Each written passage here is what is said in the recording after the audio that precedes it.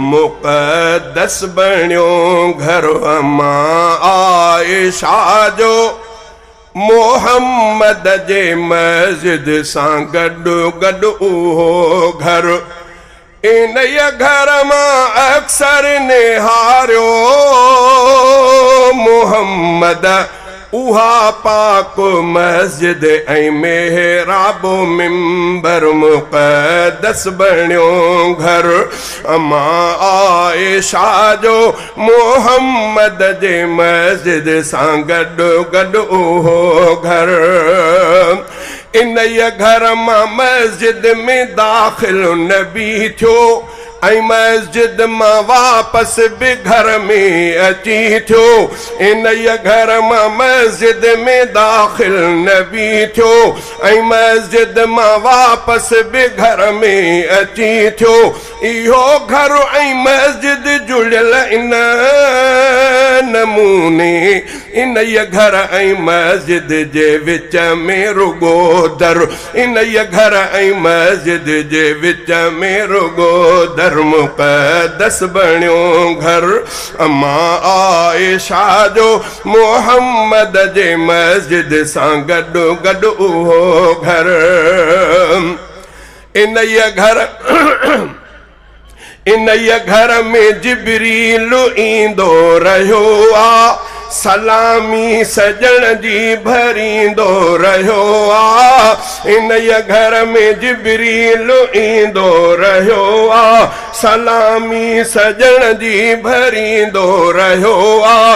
अम्मा बीबी साईं जे हूंदे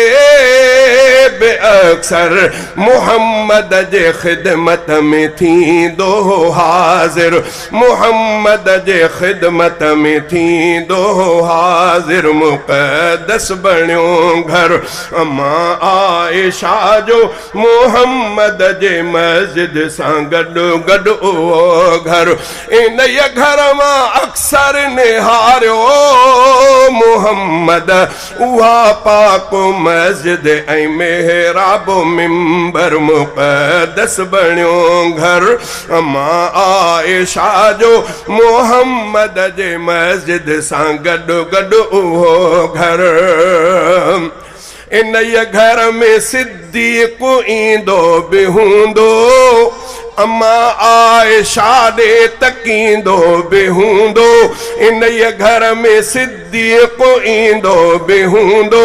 अम्मा आयशा ॾे तकींदो बि हूंदो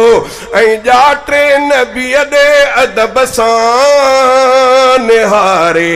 संवारींदो हूंदो अबू बकर अंदर संवारींदो हूंदो अबू बकर अंदर मुक़द्दस बणियो घर अम्मा आयशा जो मोहम्मद जे मस्जिद सां गॾु गॾु उहो घर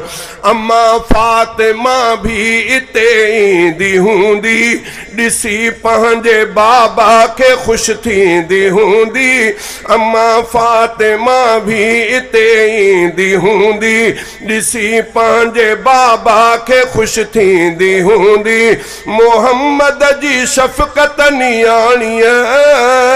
ते बेहद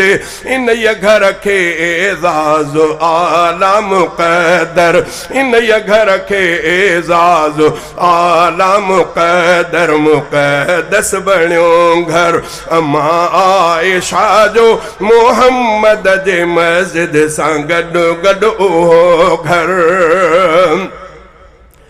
इन घर मां पर्दो मोहम्मद मटायो इन घर मां पर्दो मोहम्मद मटायो इन घर में रब मुस्तफ़ा खे रहायो इन घर मां पर्दो मोहम्मद मटायो इन घर में रब मुस्तफ़ा खे रहायो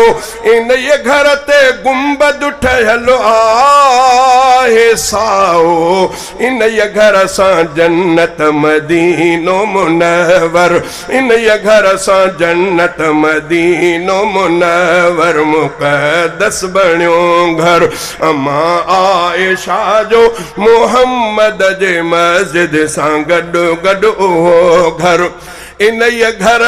इन घर जो सिद्दीक़ लए दर खुली वियो, इन घर जो सिद्दीक़ लए दर खुली वियो, इन घर में फारूक के घर मिली वियो, इन घर जो सिद्दीक़ लए दर खुली वियो, इन घर में फारूक के घर मिली वियो। रफ़ीका इन घर जो रुतबो घणो ई, लिखी छा मां सघंदुसि सहाबा जो नौकर, लिखी छा मां सघंदुसि सहाबा जो नौकर, मुक़द्दस बणियो घर मां आइशा जो मोहम्मद जे मस्जिद सां गॾु गॾु उहो घर।